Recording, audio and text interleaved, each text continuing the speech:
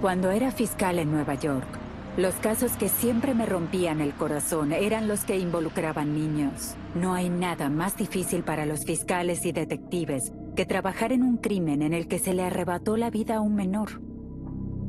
He venido a Pensacola, Florida, donde las filas de palmeras y el hermoso clima no protegen a los residentes de crímenes violentos.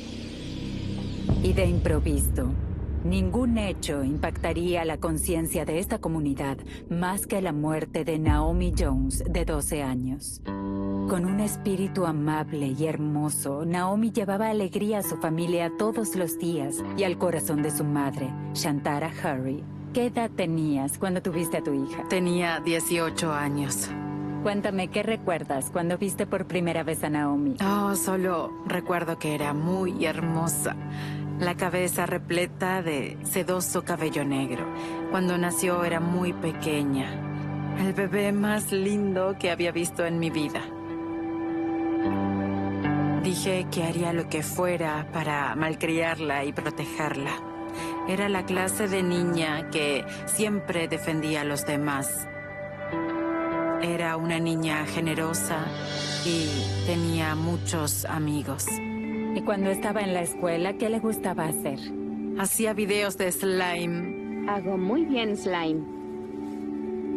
Hacía slime con glitter, toda clase de slime. Esto se hace con harina y esto se hace con harina. Pero Naomi también tenía un lado serio. Aunque todavía no era una adolescente para su madre, era muy inteligente para su edad. Cuéntame sobre tu relación con tu hija. Nunca tuve muchas amigas. Honestamente, ella era mi amiga. Le contaba cómo fue mi día en el trabajo y ella decía, mamá, tienes que relajarte, no dejes que te afecte. Era la clase de niña que siempre me presionaba para mejorar y me alentaba de muchas maneras. Como la mayor de 3 hermanos, Naomi tenía mucha responsabilidad en la casa. Cuéntame sobre Naomi con sus 2 hermanos. Los criaba mucho. Era su segunda mamá. Ayudaba mucho y tomaba su paga e iba a Dollar Tree y preparaba tarjetas para asegurarse de que sus hermanos supieran deletrear. No podría haber pedido una hija mejor.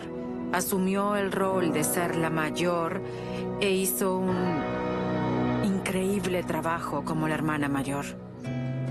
Shantara trabajaba a tiempo completo para mantener a sus hijos, y cuando no había una niñera disponible, Naomi cuidaba a sus hermanos menores.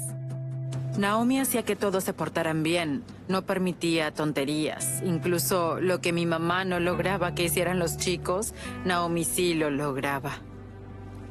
Y por lo que me han dicho, eras bastante estricta. Sin duda. Cuando estabas trabajando, ¿cuáles eran las reglas en casa? No le abran la puerta a nadie.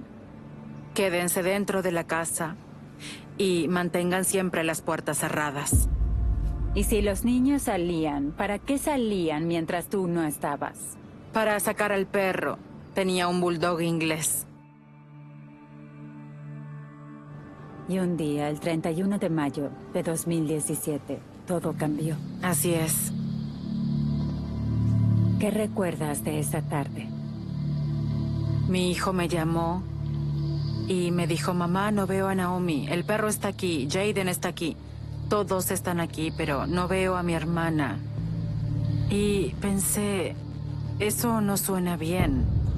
Nunca dejaría a sus hermanos, por lo que inmediatamente me fui del trabajo. Shantara se apresuró a volver al complejo de departamentos al norte de Pensacola. Cuando llegaste a casa, ¿qué es lo que recuerdas? Recuerdo que comencé a correr intentando encontrarla. ¿Dónde buscaste? Golpeé cada puerta de Johnson Avenue, donde vivíamos. Y mientras la estás buscando desde la tarde hasta la noche, ¿te preguntas si tu hija fue a encontrarse con alguien y pensaste que iba a estar en problemas cuando la encontraras, o inmediatamente pensaste que algo malo pasaba? Sabía que algo no estaba bien. Sabía que sucedía algo malo. ¿Por qué? Porque conozco a mi hija. Esa tarde, Shantara llamó a la policía para denunciar la desaparición. La experimentada detective Michelle Ward fue asignada al caso. ¿Qué escuchaste primero sobre la desaparición de Naomi? El teniente me había llamado y me dijo que debía ir a la residencia de Shantara Hori porque había una niña de 12 años desaparecida. ¿Qué sabías sobre la franja horaria en que Naomi fue vista por última vez? Fue vista por última vez a la 1:30 de la tarde del 31. Y de acuerdo con su mamá y sus hermanos, ¿qué te dijeron sobre esa tarde? Que sus hermanos y ella estaban paseando al perro afuera de su apartamento y que cuando todos volvieron a entrar, Naomi había vuelto a salir sin ellos y luego, 1 hora después, llamaron a su mamá diciendo que había desaparecido. Entonces, ¿qué hiciste? Ahora que hablaste con la mamá de Naomi, tienes a una niña de 12 años desaparecida. En ese momento investigamos, fuimos a los apartamentos, cada apartamento, cualquier complejo de apartamentos. Intentamos contactar a los inquilinos que vivían ahí, identificar quiénes son, si estaban ahí cuando desapareció Naomi, si escucharon o vieron algo. Afortunadamente, cuando alguien desaparece, en la mayoría de los casos suele ser que se fueron por decisión propia o que los niños deciden que necesitan espacio, pero a veces termina siendo mucho más siniestro. ¿Qué sentías en este caso? Al principio pensamos que era una joven desaparecida que quizá había huido, pero cuando Shantara me dijo que no se llevó su teléfono, un teléfono es como un brazo para un preadolescente. No se iría sin su teléfono. También su cartera. No se llevó su cartera.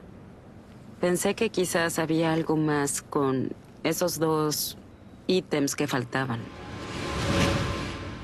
El tiempo es clave en cualquier caso de menores desaparecidos. La detective Ward inmediatamente informó a la oficina del fiscal del condado de Escambia y a la fiscal Bridget Jensen. Un fiscal trata inicialmente homicidios en ese momento. ¿Por qué te contactaron tan rápido? Porque era una niña de 12 años, que era responsable, que era madura. No había motivos para que se fuera de su casa, por lo que era un hecho sospechoso. ¿Cómo describirías la forma en la que la investigación o la búsqueda se llevaron a cabo? La búsqueda fue bastante rápida y fue enorme. Se organizó un centro de comando. Había voluntarios, había varias agencias de policía.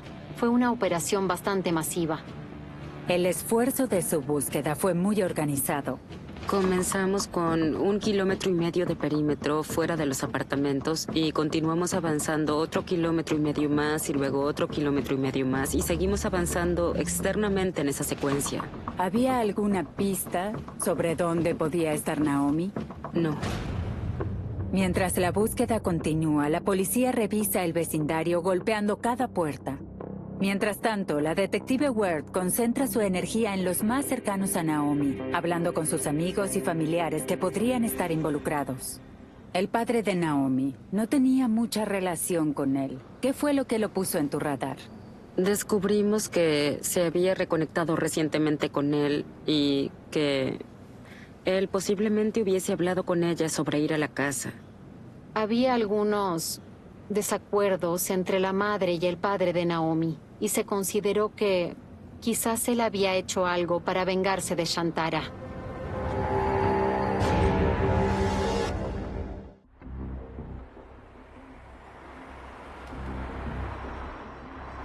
Un día después de su desaparición, los detectives se reúnen con su padre para interrogarlo sobre la desaparición de Naomi. La policía también ejecuta una orden de cateo para su casa y su auto.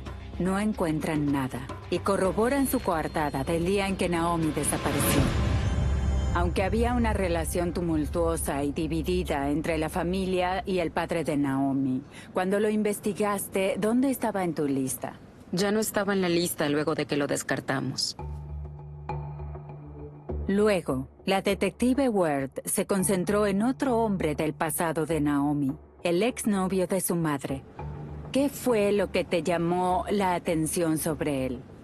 Cuando revisé el teléfono de Naomi, encontré un mensaje de él para ella sobre un par de zapatos. Y la forma en la que le hablaba y le decía, oh, creo que se verán bien en ti, y me pareció un poco insinuante la forma en la que le hablaba un hombre adulto a una niña por mensaje. La detective Ward no pudo localizar a su exnovio, por lo que le encomendó a otro detective que intentara encontrarlo.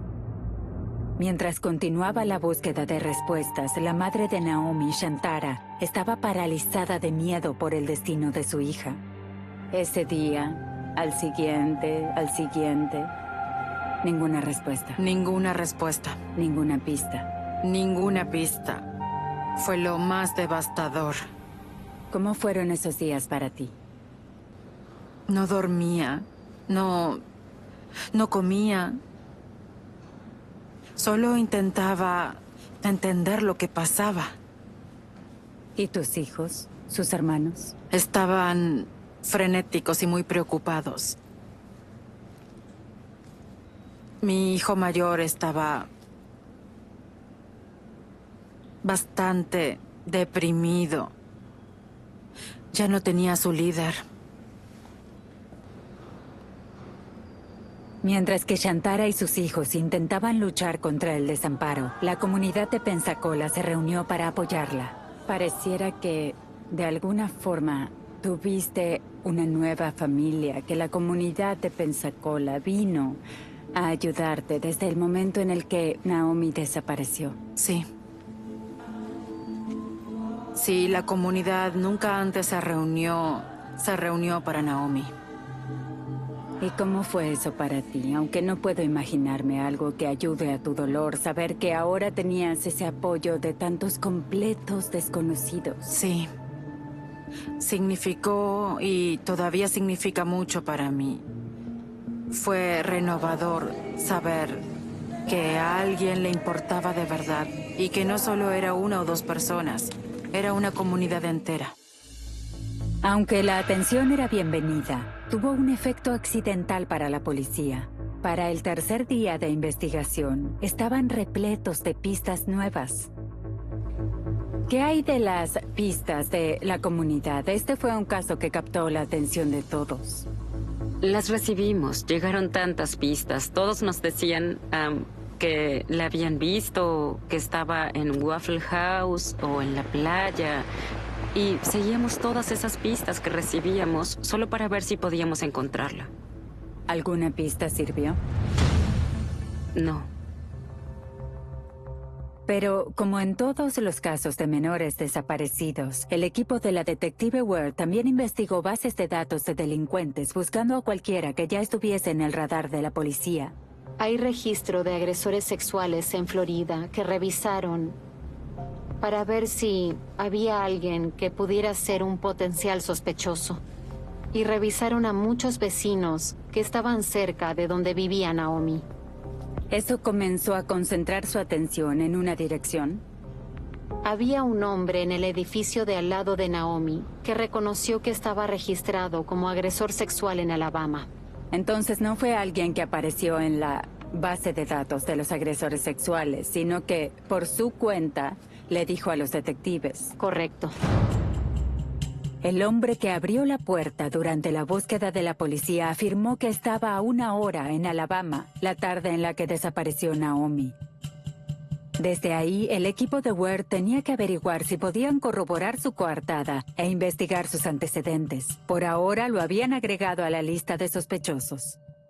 Mientras tanto, los detectives finalmente logran ubicar al exnovio de Shantara, que le había enviado a Naomi ese mensaje de texto dudoso. Al principio nosotros lo contactamos por teléfono y él fue muy distante. No quería hablar con nosotros.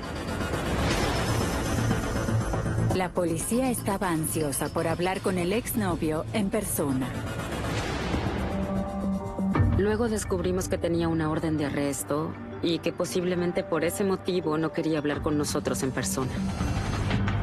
Finalmente, el equipo de la detective Ward revisó el historial de ubicación del teléfono. Determinaron que no había estado cerca del complejo de departamentos cuando Naomi desapareció. Lo sacan de la lista. Lo sacamos de la lista. Solo queda un sospechoso al principio de la lista. El agresor sexual condenado de Alabama, El nombre del hombre era Robert Howard. ¿Qué descubrieron sobre él? Él había estado en prisión durante 15 años por algunos delitos similares. Pero eso no fue la única señal de alerta. Robert Howard no mantenía su versión.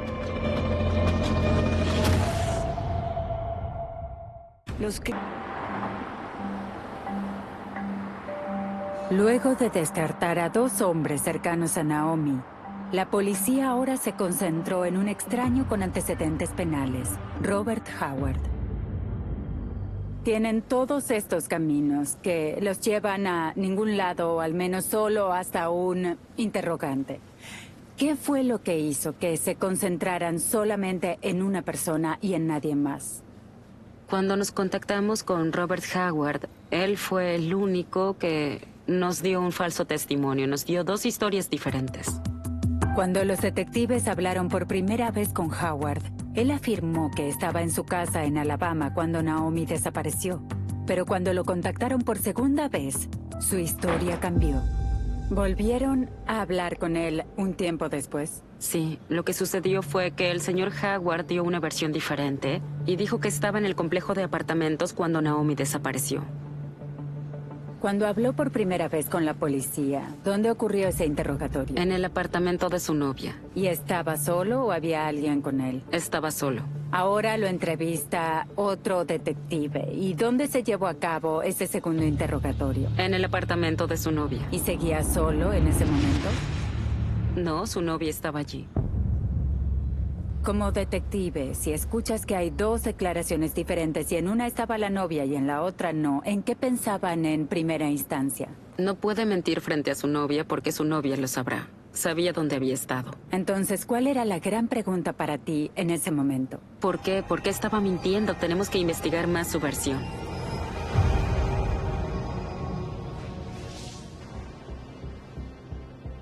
Una vez que Robert Howard entró en el radar y no pudo brindar información concreta y específica sobre dónde había estado, los detectives en ese momento obtuvieron órdenes de cateo para revisar su teléfono.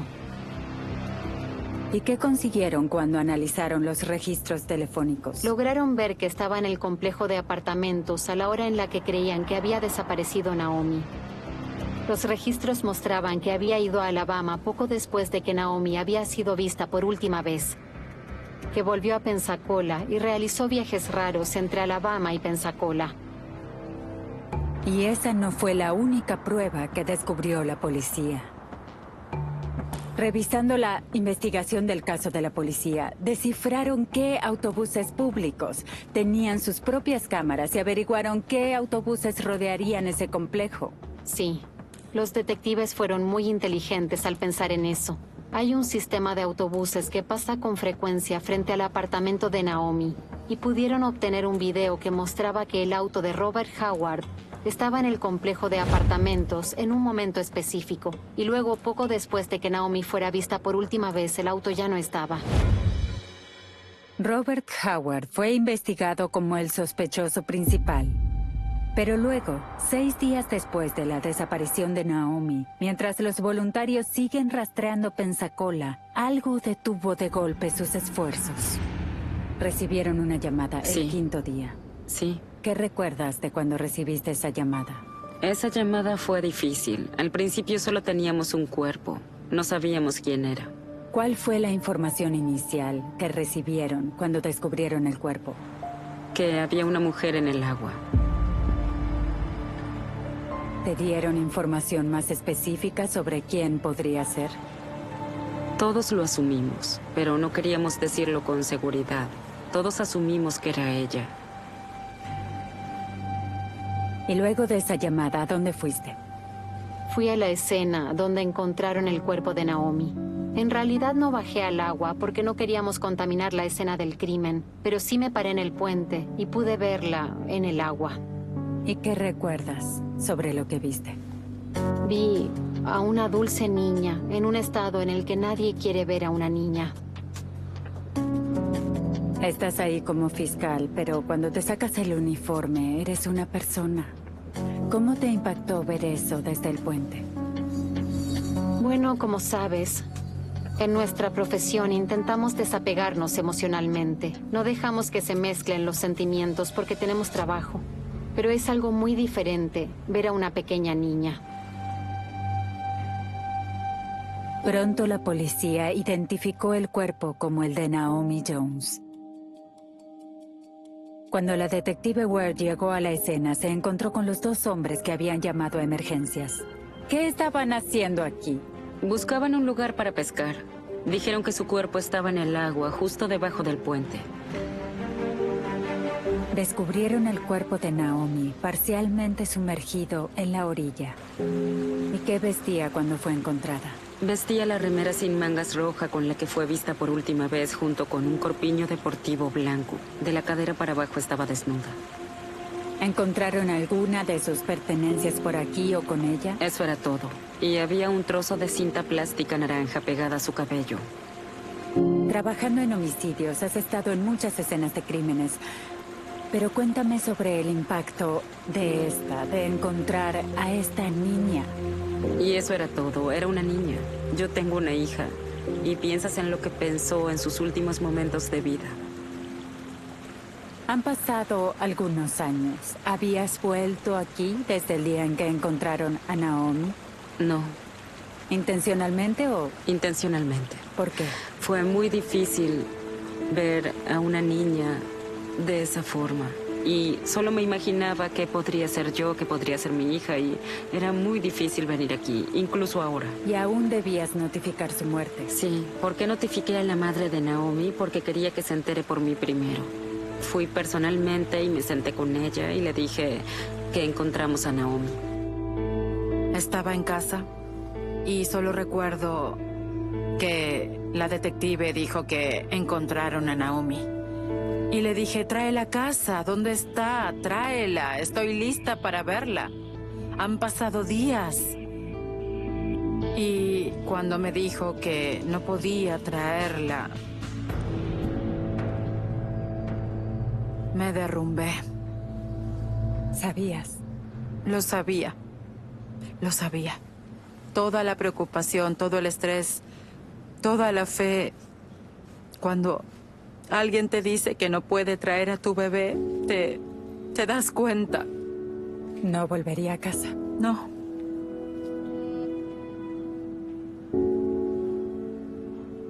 Dar esa clase de noticias y estar con ella, con la mamá de Naomi, ver su reacción, ¿cómo te afectó? Lloré. No hubo manera de contenerme. Y luego de sentarte con Shantara, tenías un trabajo que hacer. Sí. Atacaría con todo. Sería agresiva y encontraría a la persona y encontraríamos a esa persona y sabíamos, yo sabía que lo lograríamos. Pero para poder resolver el caso, los detectives necesitarían una pista. Y no demasiado lejos de donde encontraron el cuerpo de Naomi. Eso fue precisamente lo que encontraron. Cuando encontraron el cuerpo de Naomi en un arroyo a 6 kilómetros de su casa, los detectives esperaban encontrar pruebas en la escena que esclarecerían su muerte. ¿Cuál fue el siguiente paso en la investigación? Buscamos videos de vigilancia en el área. ¿Y los encontraron? Sí, así es. Encontramos un video de vigilancia en un negocio por ahí y un negocio por aquí. Mientras se emitían órdenes para obtener esos videos, la policía volcó su atención al hombre que rápidamente se convirtió en su principal sospechoso, Robert Howard. Lo pusimos primero en la lista. Luego les pedí a los detectives que lo llevaran a la oficina del alguacil y que hiciéramos un interrogatorio grabado. Hagamos una línea de tiempo detallada. Veamos cuáles son las diferencias entre las versiones que nos dio. Hola.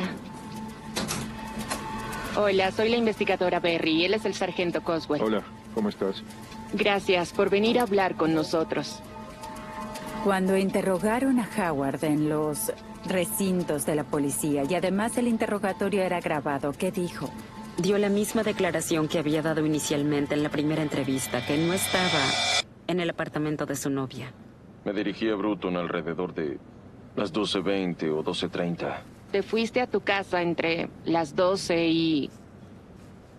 O ¿Me entre que preguntas la si volví? dejaste. Sí, No, lo no siento. volví. Howard afirma que no volvió al departamento de su novia ese día, pero los detectives han hecho su tarea. Tenías algo más cuando él se sentó para ese interrogatorio. Sí, los registros telefónicos. ¿Qué mostraban esos registros? Mostraban que estaba en el área de los apartamentos cuando Naomi desapareció. Aunque ahora tenían motivos para creer que Howard estaba mintiendo sobre su paradero, los detectives todavía no tenían pruebas suficientes para detenerlo.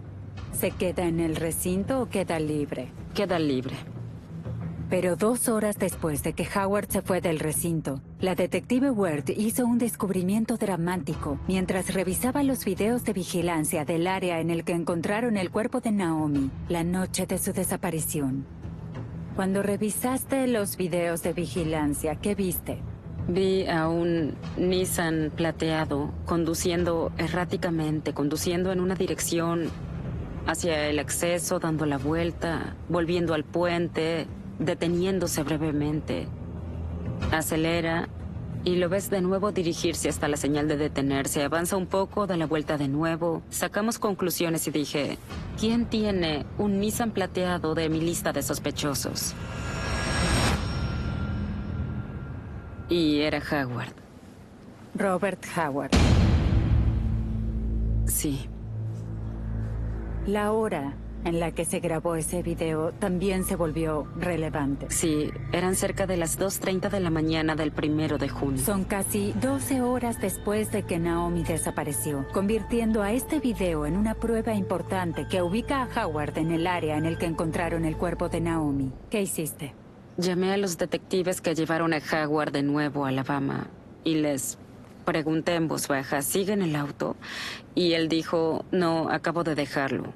Y le dije, ¿sabes dónde está? Y él dijo, creo que se fue a trabajar. Y le dije, encuéntralo y tráelo de nuevo aquí.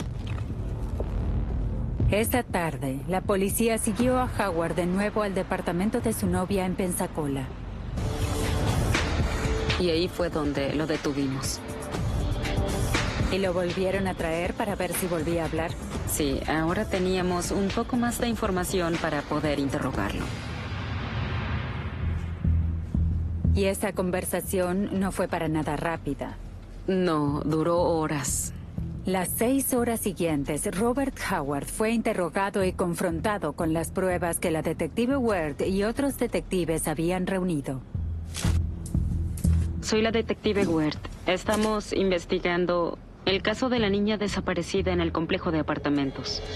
¿Cómo fue esa conversación? Era negación tras negación, incluso cuando le mostramos la información de sus registros telefónicos y el video de vigilancia. No te estoy mintiendo. Puedo probar que estabas en ese puente, o justo al lado de ese puente durante 1 minuto y medio o 2. Entonces, ¿qué estabas haciendo? No me detuve. Sé que ahora te está pesando. Lo sabemos. Te está pesando. Pero si confiesas, te Sí, sentirás... confesar que, porque como les dije, no le hice nada a Naomi. No toqué a Naomi, no estuve con Naomi, no subió a mi auto, no la obligué a nada. Nada. Nada. ¿A dónde llegaste con tu interrogatorio? Nos estancamos, nos topamos contra una pared y él nos dijo no durante horas. No, no, negación, negación. Y estaba exhausta. Y salí y mi sargento, el sargento Coxwell, me dijo, ¿estás bien? Le dije, creo que necesitamos un cambio. Creo que necesitamos a alguien que entre ahí despejado y hable con él. A veces solo es necesario que alguien despejado entre y quizás tenga una chance diferente, pero también me pregunto por el hecho de que seas mujer. ¿Te pareció que eso afectaba la forma en la que él te hablaba y lo que estaba dispuesto a decir? Sí, yo creo que no le importan las mujeres. No iba a admitirme a mí, una mujer, una madre, que había hecho algo así. Sentí que teníamos que sacarle la libertad. Sabía que había terminado. Quería que alguien entre y lo atrape. En algún momento de la entrevista se nota que Robert comienza a preocuparse por sí mismo. ¿Qué podría haber salido tan mal para que le hagas esto a esta niña? Y luego, repentinamente, él dijo, ¿sigue teniendo el caramelo en la boca? ¿Encontraron el caramelo en su boca? Sí. ¿Encontraron el caramelo en su boca? Sí. Cuando encontraron a Naomi, ella tenía algo en la boca. Cuando encontraron a Naomi, tenía un caramelo en la boca. Escuchar esa pregunta espontánea que él quería hacerle a los detectives, ¿qué significaba para ti? Nos indicaba que teníamos a la persona correcta, porque nadie sabría eso excepto la persona que la mató. Pero también nos decía algo sobre él. Casi hablaba sobre la oscura satisfacción, incluso en esa sala, que eso era lo que quería saber. Fue escalofriante escucharlo decir eso en el medio de la entrevista. Esa declaración básicamente fue el clavo de su ataúd. Quizás Howard también lo sabía, porque fue entonces cuando su conducta cambió. Y su versión sí cambió. Creo que aproximadamente fue en 45 minutos. Howard de repente dijo que Naomi había ido al departamento de su novia. Ella golpea de nuevo. Golpea y finalmente le abro. Ella entra y luego comienza a hacer gestos sexuales. Dijo que Naomi se le había insinuado. Ella tomó mi camiseta, el borde de mi camiseta. Ella intentaba... Y le agarré la muñeca y le dije que se detuviera. De verdad, tienes que irte. Y yo solo... no quería que todo terminara como terminó. Pero antes de darme cuenta la había ahorcado. ¿Cómo por el cuello? La tomé por el cuello. Y como dije, no fue mi intención. Escuchar eso de él, ¿te parecía posible de alguna manera? No. ¿Por qué no? Era una niña. No se le insinuaría a un hombre adulto. Por lo que vi en sus mensajes de texto y registros telefónicos, ella era como una niña. Hablaba como una niña. No hablaba sobre sexo. No hablaba sobre nada inapropiado. Esa tarde, la policía arrestó a Robert Howard y lo acusó de homicidio premeditado. Mientras que armar el caso contra Howard llevó una semana, llevar el caso a juicio se atrasaría casi 2 años y medio. El desafío de los fiscales era desmentir la versión de los hechos de Howard, que había matado accidentalmente a Naomi en lugar de durante un secuestro. Para lograr ese argumento, otro fiscal se unió al equipo, el fiscal adjunto estatal Trey Myers. En el juicio, asumiendo que llegará, tienes que refutar que lo que él está diciendo no es verdad. Exactamente. En ese momento, nuestro caso, el caso del Estado, no es probar quién lo hizo, sino cómo se hizo. Y finalmente fue acusado de homicidio premeditado. Y alegamos que durante el curso de un secuestro le quitó la vida. El caso finalmente llegó a juicio en marzo de 2020, pero luego llegó la pandemia de COVID. Estábamos listos para el juicio. Estábamos en la corte el viernes anterior a la selección de jurado y nos notificaron que la Corte Suprema nos detuvo. Así que tuvimos que frenar el juicio y sentarnos a esperar. Y rezar porque durante esos años tus testigos sigan disponibles, tus pruebas permanezcan donde deben. En verdad tienes que controlar muchos factores. Así es. El caso de un fiscal raramente mejora con el tiempo. Los crímenes entre chicas pueden ser muy... En agosto de 2021, más de 4 años después de la horrible muerte de Naomi Jones, los fiscales de Florida llevaron a Robert Howard a juicio. Entonces, para cuando llegas a la sala en el verano de 2021, todos han estado esperando. Y finalmente te levantas para dar tu declaración inicial. Así es. Bien, a esta altura, como equipo de la Fiscalía, estamos intentando narrar los hechos como son. ¿Cuáles son las pruebas? ¿Qué escuchará el jurado sobre lo que pasó? Comenzamos con la pregunta que él hizo en su interrogatorio. Luego de una larga pausa, preguntó si aún tenía el caramelo en la boca.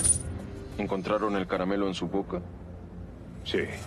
Sentimos que esa era una parte importante de las pruebas en este caso, porque nadie, salvo el asesino, sabría ese detalle que descubrimos durante la autopsia.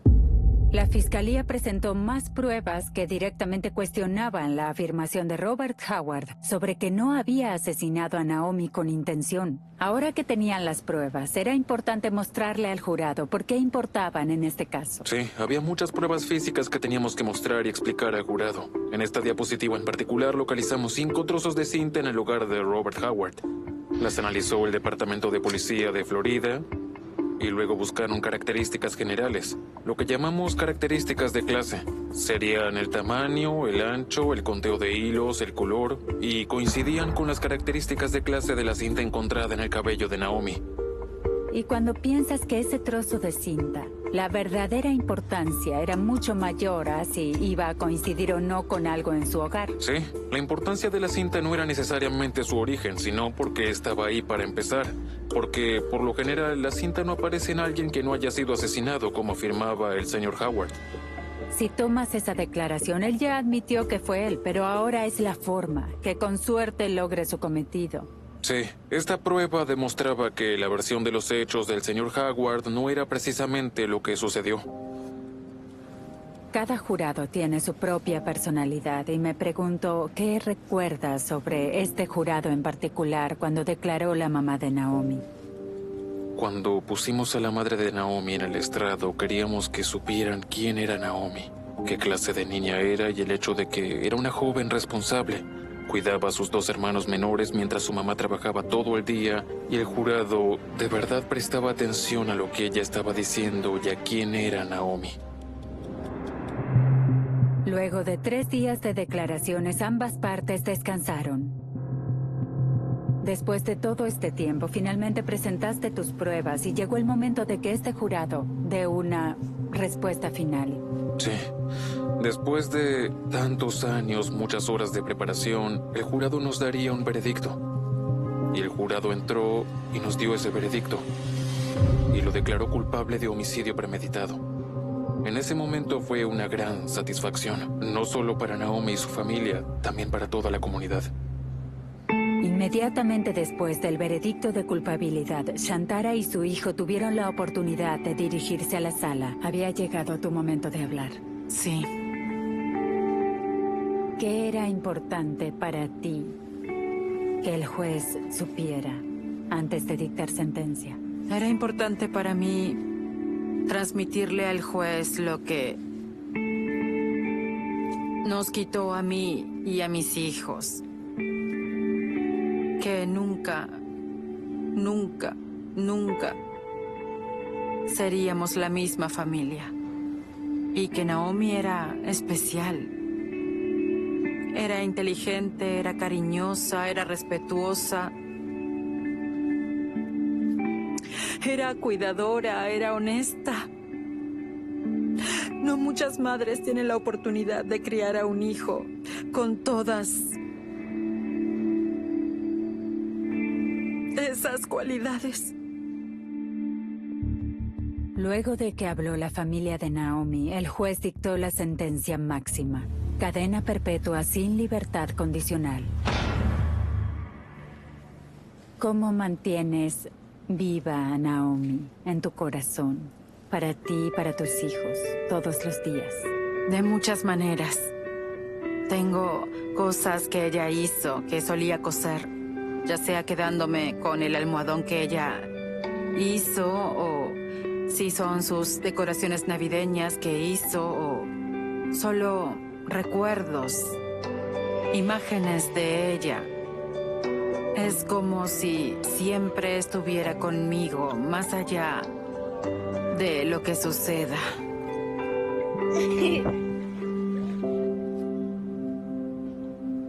Y en tu vida tuviste una nueva alegría.